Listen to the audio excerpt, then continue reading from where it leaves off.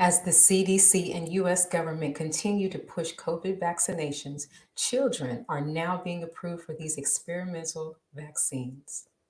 The vaccinations for children 12 to 15 years old began today at some sites in Georgia, moving before the rest of the nation, and prior to the CDC's review, the first shots were administered after the FDA expanded Pfizer's emergency use authorization. By Thursday, vaccination sites across the nation will likely start inoculating the nearly 17 million kids who qualify, giving them the same dose and the same two-shot regimen as adults. I'm really excited to be able to hang out with my friends now. I could not wait to get my children vaccinated. My dad passed away in December from COVID. With the vaccine 100% effective for children in the clinical trial, the vaccinations are the best shot, say experts, for a safe return to school, to summer camp, and for sleepovers. 13-year-old Caleb Chung took part in the trial. I'm really feeling hopeful and optimistic. Though the vaccine is nearly ready for mass use, hesitancy remains a problem. And today on Capitol Hill, senators said so is trust, blasting top health officials, saying the nation is losing confidence in their guidance. Joining us for more on this is our weekly contributor, Dr. Akili Muhammad. Greetings, sir. Greetings, ma'am. How are you? I'm great. Doctor, what are the potential risks in children versus adults when it comes to vaccines in general? Well, a child doesn't have the same capability to withstand negativity as an adult. It's called, kind of similar to any other capacity of something larger versus something smaller. The capacity to store toxins, the capacity to deal with challenges against the system are automatically going to be improved in an adult versus a child because of the maturity of the body. And so even though we're in the midst of a pandemic, I think it's important for us to remember that at the beginning of this pandemic, there was not a lot of talk about younger people being a threat. It was thought that young people were pretty much protected because of their youthful immune systems, but also because most children don't have any comorbidities and other things that we would have to worry about them getting the disease and it furthering into very serious consequences. Now, what are the general medical community's concerns with the mRNA vaccine being approved for children?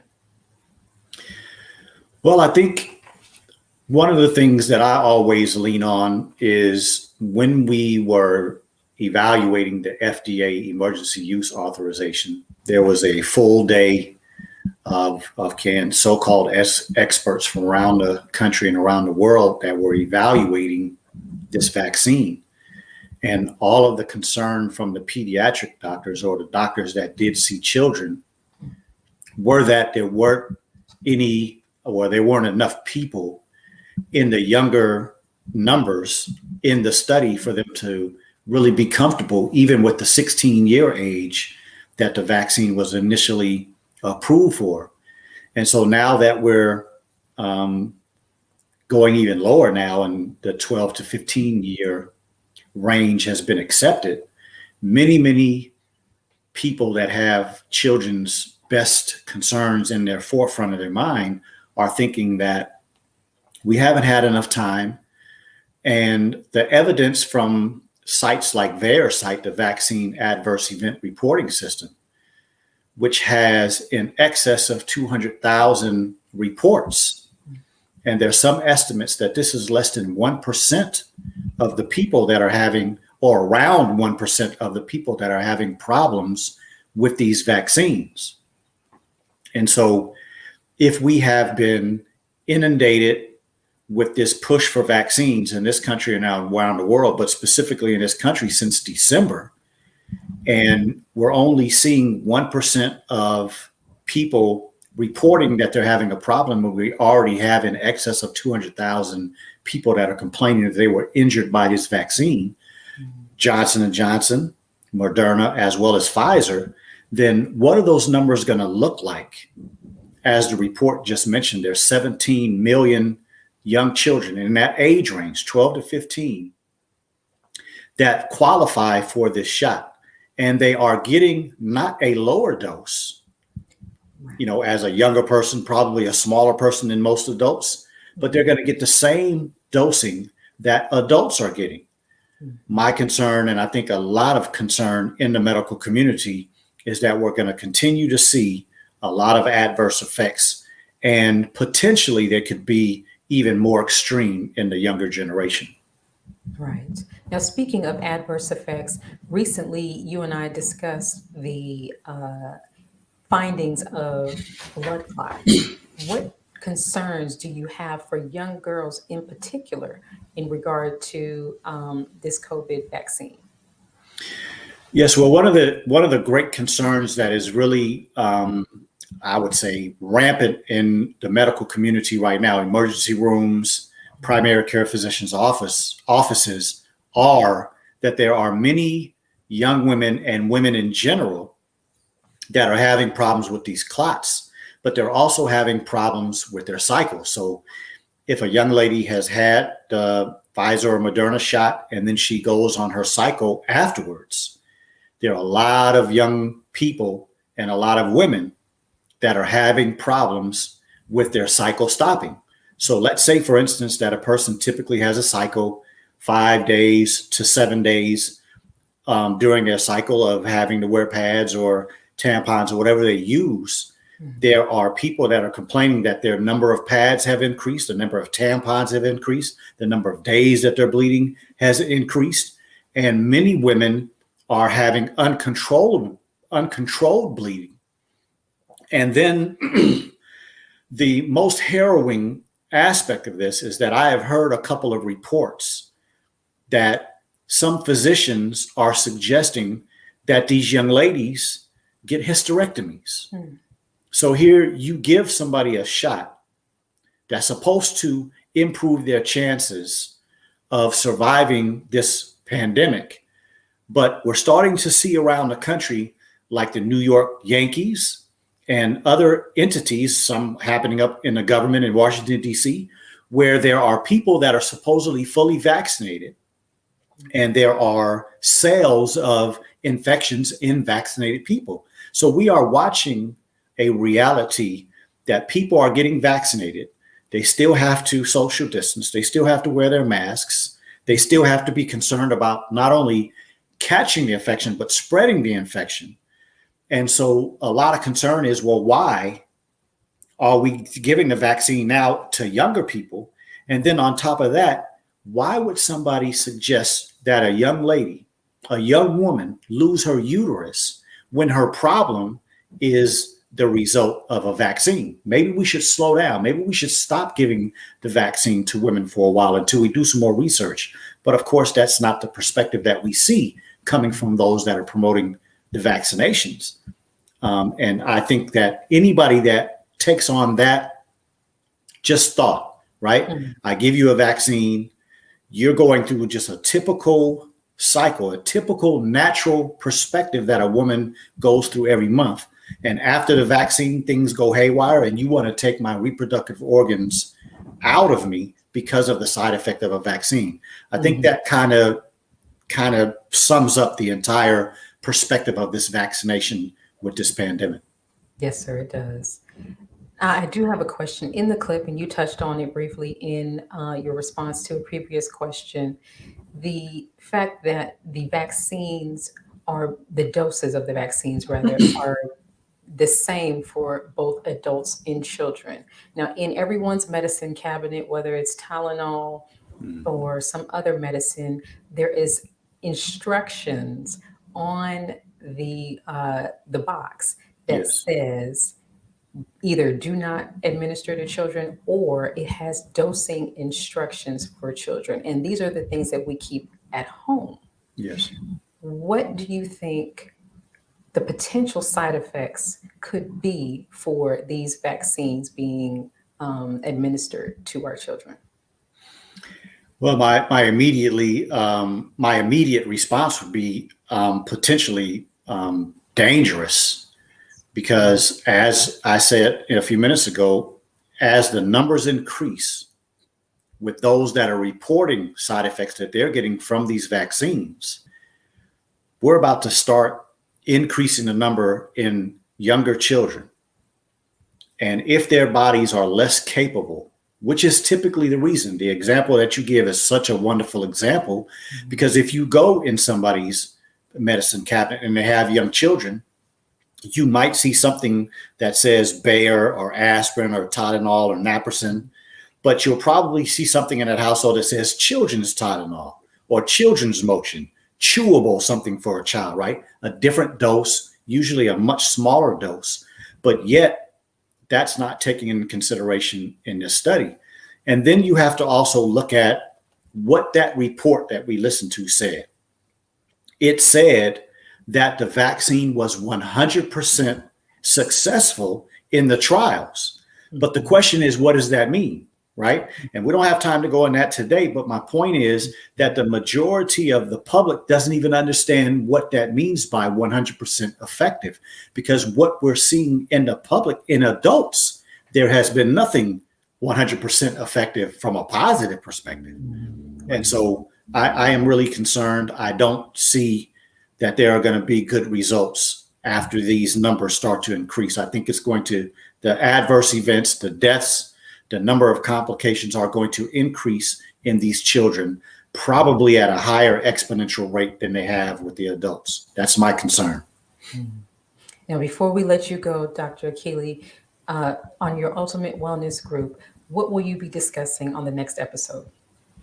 Yeah, so today we're having the Ultimate Wellness Group Transformation Testimonial Tuesday, where those that have benefited from that wonderful book that sits behind me, How to Eat to Live by the Honorable Elijah Muhammad, there are going to be some people that are going to come on the show tonight, and they're going to talk about certain conditions or certain problems, maybe even medical diagnoses that they have gotten from a doctor, and how they have had some success and seen some benefits by trying to strictly adhere to the teachings of How to Eat to Live. So please come join us. I think it's going to be a wonderful show, an empowering show. So if you get a chance, come on to The Ultimate Wellness Group on YouTube, or The Ultimate Wellness Group on Facebook. We look forward to having you. As well as we will be also doing Blackstream.live, which is a Black streaming network owned by us. And so it's something that we want to start supporting. So come on and check us out. We'd love to have you.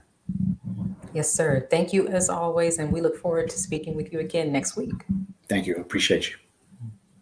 Let's pause for announcements from our sponsors. Coming up, Tony Muhammad will discuss with us the government's push for people to be vaccinated. We'll be right back. Be a part of the force that powers truth in journalism. Go to nnvnews.com/donate.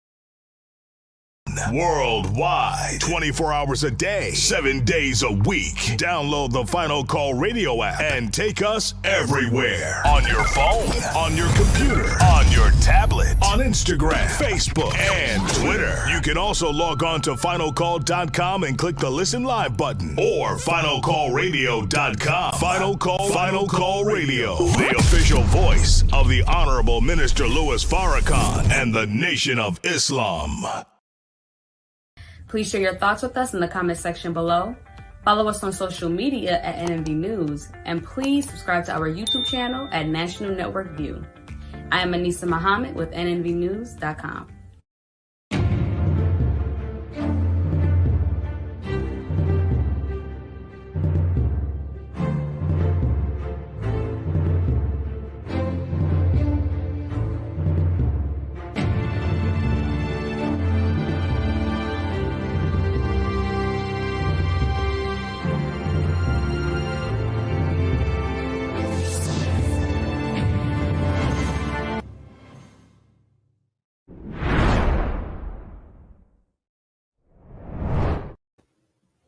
As the CDC and U.S. government lift mask mandates, people are speaking out about the change and the lack of concern for the public, students, and teachers.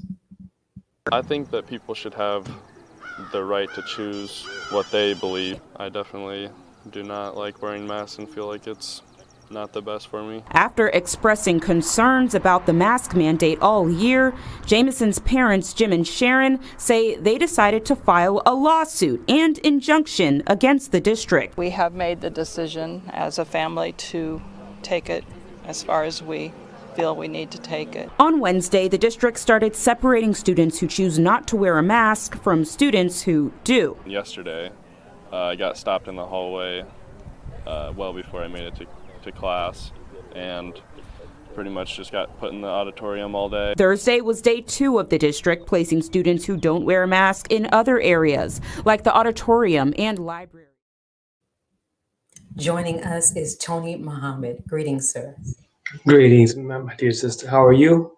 Good, good. Thank Beautiful. you. Florida's Education Commissioner, Richard Cocaron, is asking school districts to make masks and face coverings to be voluntary. From your experience, is that a wise choice? No, it is not a wise choice, dear sister. And I'm going to veggie back off of what Dr. Akili mentioned earlier in the interview that you just did with him. Even if these children get vaccinated, which right now we're seeing even the case with the New York Yankees, as Dr. Akili mentioned, 9 players and staff members got vaccinated and they tested positive for COVID-19. And we see repeated cases all over the news in which even though the adults, we're talking about adults here, we're not talking about children, the adults get vaccinated and they're ending up with COVID themselves. And now when we have children coming into the classroom and now they have the choice, oh, well, if I want to, I could not wear my mask. And they could have COVID themselves. They could be vaccinated, but they could become spreaders of COVID. We also have many people that are asymptomatic who spread the virus. And so all of this is not safe right now. And educators have to do everything that they can. They need to huddle up together and be unified and take a stand on these kind of issues. What do the teachers' unions have to say about this proposed policy and about sending all students back to the classroom? In Florida, it's been pretty much only the unions that have been standing up for teachers and speaking out about the concerns of mixing up children with too many children in certain classrooms with teachers. And there have been 2 bills that have been attempted to be passed in the Florida Senate and in the House to get rid of teachers' unions, along with the nurses' unions. It's pretty crazy. These are pretty much the only advocates for these 2 professions. Nurses who are trying to keep us safe and keep themselves safe and keep people safe. And you're talking about educators who right now the education of children is suffering. And so we have to do everything that we can to safeguard the health of children and educators. Right now we have a teacher shortage here in Miami-Dade County and all over the state. And so what are we going to do with teachers one major problem that we're experiencing with educators, dear sister Rosalind, I'm going to say this. We don't take care of ourselves very well. Many of us have preconditions. Many of us are overweight. You know, we eat a lot of junk food, a lot of comfort food because of the stress that we experience in the classroom. And so we're here going into the classroom with poor health, and we're dealing with children walking around without masks. Many of us being thrown into quarantine, in some cases several times. And then we have to ask ourselves the question, like, did I catch COVID?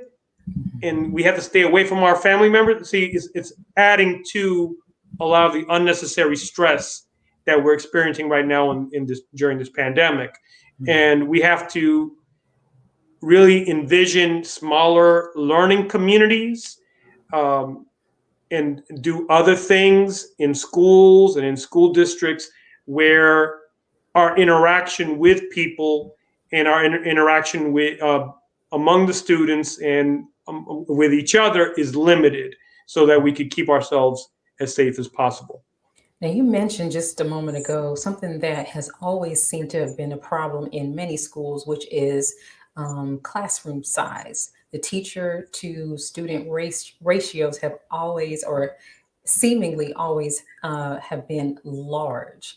With that being said, aside from COVID, what types of stressors, such as maybe academic performance, have you seen, new ones, I guess I should say, have you seen within the past year in regard to the quarantines and I guess as a result of all of this, COVID? The stressors are, a lot of children are in the state where they're stuck. Those that are learning both online and in the classroom, I'll get to that in just a moment. But when we were thrown all into quarantine and teachers did not receive any proper training on how to be an online teacher, we had to deal with situations like that. And children are online at home, oftentimes with siblings, younger siblings. They're at home and like they're paying more attention to their siblings. They're in elementary school. They have to make sure that their siblings are on top of their academics. But while that is going on, their academics are suffering. And so teachers, we were told initially to be sensitive to those kind of things. We should still be very sensitive to those kind of things as this pandemic has continued. And right now, what we're finding is children that have not been doing well academically, more of them have found themselves in the classroom. Many of them are doing much better in the classroom, but it's like we're doing it in this social distancing type of way where children are not moving around too much. They don't feel like themselves. And so we as teachers, we have to administer a lot of therapy and talk to them and make them feel comfortable. Just by the way that they're dressed, oftentimes we could see that there are many issues that they're going through. Oftentimes they're wearing hoodies. It could be here in Florida, it's hot right now, but they're wearing hoodies and with their masks and sometimes with scullies. They could be sweating, but they feel comfortable because they feel uncomfortable overall in the situation that they are in. And so as teachers, we have to do everything that we can to be sensitive to their needs right now. And by and large, get them to talk.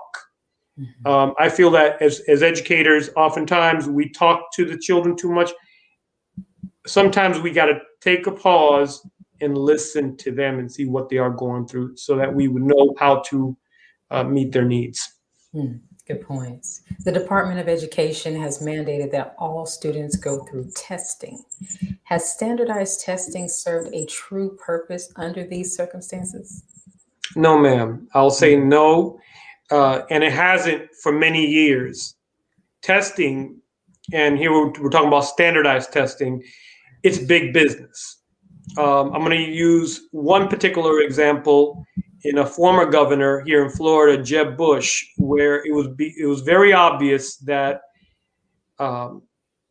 there was some side business going on. His family owned, members of his family owned the tutorial programs to what was at that time the standardized exam was known as the FCAT exam. And that was being sold to school districts all over Florida.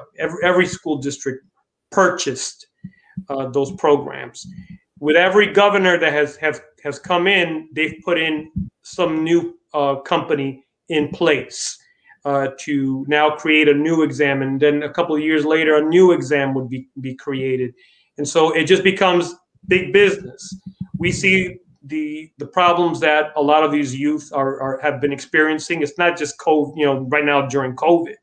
Their education has been suffering for a long time, where you have teachers that have to hurry up and teach according to a pacing guide, even though they see that students are not keeping up with what they're teaching. But according to the pacing guide, you have to teach this this particular subject from this particular time to this particular time, and you need to hurry up. And then, but you have, you know, all these children, they're like, okay, well, I didn't get it. Can I get extra help? The teacher cannot provide much help because now you got to move on to another subject. Because if you get observed by anyone, by the district or by the state, and they see that you're not on the subject according to the pacing guide, then you could lose your job. And so right now, the educational system is not meeting the needs of our children. We really do need an educational system of our own independent education where we can meet the needs of our children. I work for an agency along with the school that I work at where we take very special care of children that are not doing well in school. And then we set up programs and curriculum specifically designed for them to meet their needs.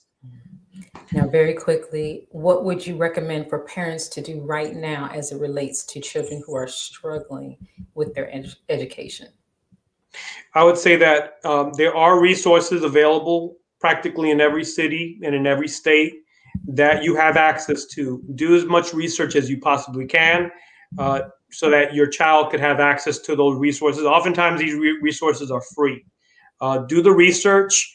And if you can't find any real free programs for your child, whether it be online or physical, definitely do some research on some educational programs that you could afford.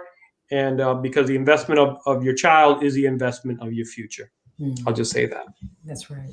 Great points. Thank you so much for joining us. And I look forward to hearing more from you in a coming episode. Thank you. Thank you for having me, dear sister. Peace. Peace. Let's pause again for announcements from our sponsors. After the break, I will sit down with Lord Roka for an interview. We'll be right back. Be a part of the force that powers truth in journalism. Your support helps to combat false media. Cash App NNV News. Greetings from National Network View. This week's Final Call cover story headline memorializes the late, great DMX. Last week, DMX's life was celebrated at the Barclays Center in Brooklyn. Large crowds gathered to honor the legend. They were there to remember a man who wasn't afraid to express his pain with the world. The Honorable Minister Louis Farrakhan spoke via Zoom to the large audience. He delivered words of comfort, wisdom, and guidance to everyone under the sound of his voice. DMX will live on.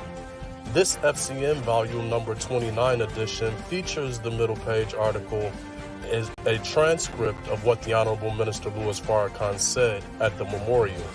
To read more, subscribe to finalcalldigital.com and tune in to the all-new Final Call Radio. This is the nnvnews.com Final Call cover report. This is Sister Sajda Muhammad. We are proud to announce that the Sajda House commemorative Elijah coins are finally here. This priceless heirloom, made from recycled copper from the messenger's home, is now available at sajdahouse.com. Please make sure you leave your comments and questions in the comment section below. Follow us on Facebook, National Network View, and make sure to check us out on Twitter as well, National Network View. This is Sergio Gutierrez with National Network View, signing off.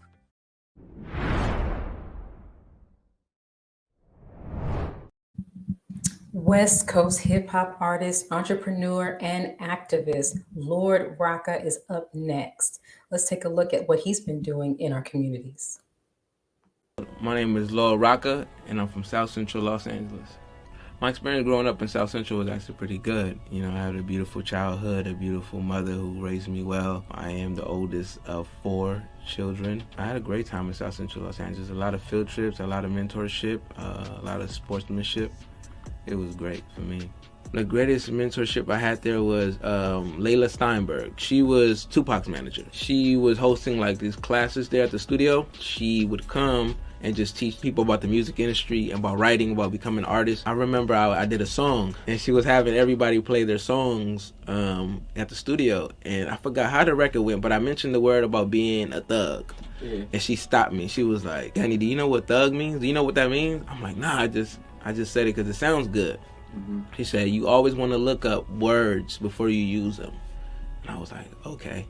And she taught me that, just always look up words and not say things just because they sound good. Always look up, what you're talking about. So, joining us is Lord Roka. Greetings, sir. Greetings. How are you doing? Great. How are you? Great. Any significance to the song Chief Roka by the Lords of the Underground? No. What inspired the name? I actually got the name Lord Roka from a lecture from Abdul Malik, the Western Regional Minister, and on the West Coast. He explained what the word Lord meant, and he was telling me that Lord just means someone who's in authority over something. So I already was being called Roka. So I said, I just put Lord Roka together, and I'm authority. I'm just meaning that I'm in authority of my own creativity. So that's what Lord Roka means. Okay, that's perfect. Yeah. What challenges, if any, have you met blending your desire to make music with answering God's calling? I think the challenge is trying to find a way to deliver something righteous and also make it creative.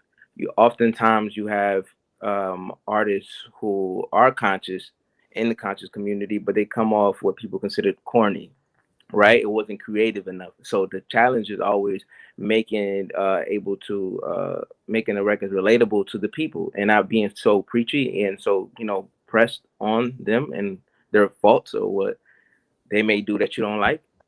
So always finding that niche and that creativity, that's the challenge, and it worked out pretty well for me.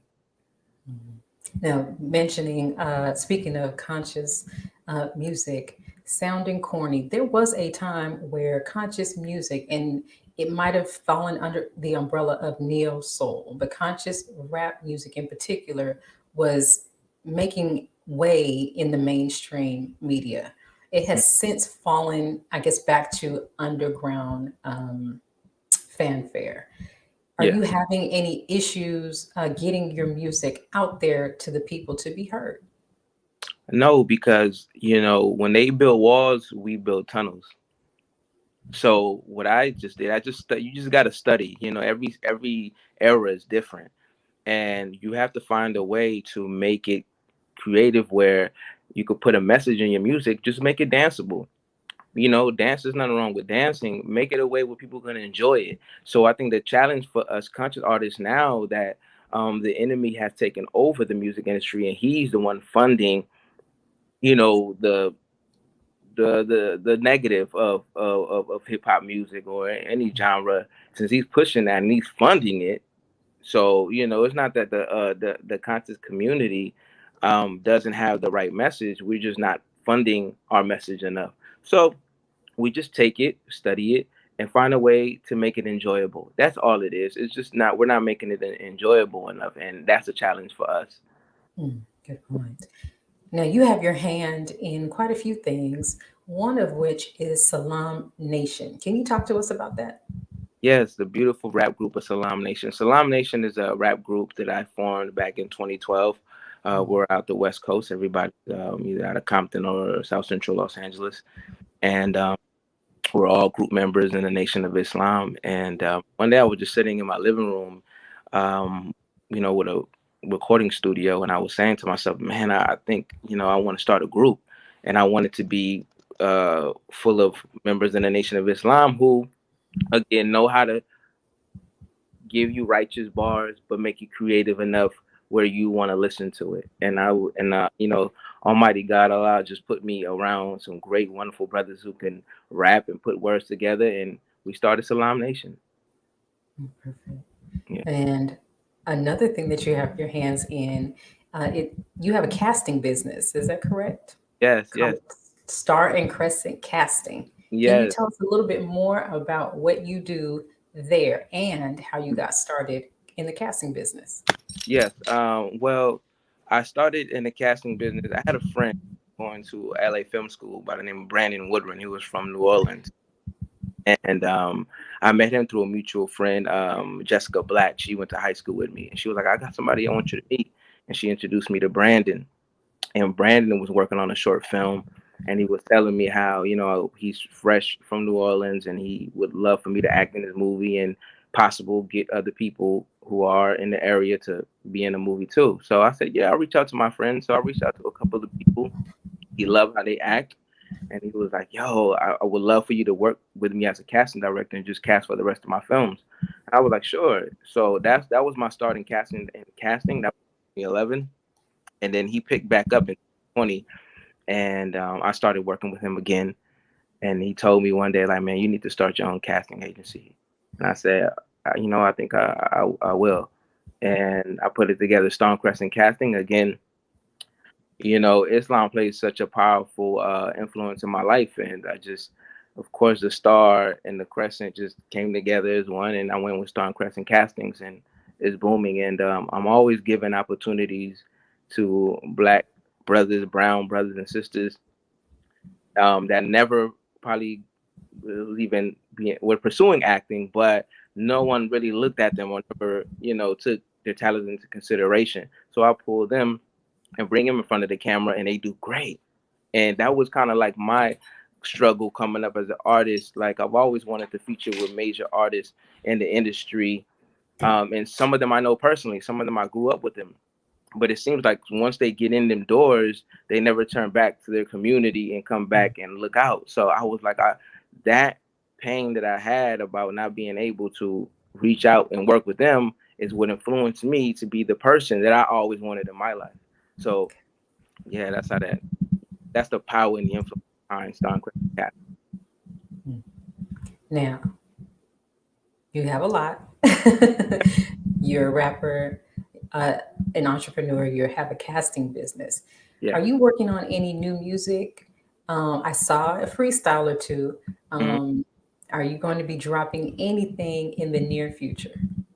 Right now I'm working with Salam Nation. We're working on dropping our EP. We have a fresh music video that drops this Friday, and our project will be out hopefully in the middle of next month. And that's what I'm working on now. But I'm heavily on movies right now. I just got booked to cast for 2 films. So I'm working.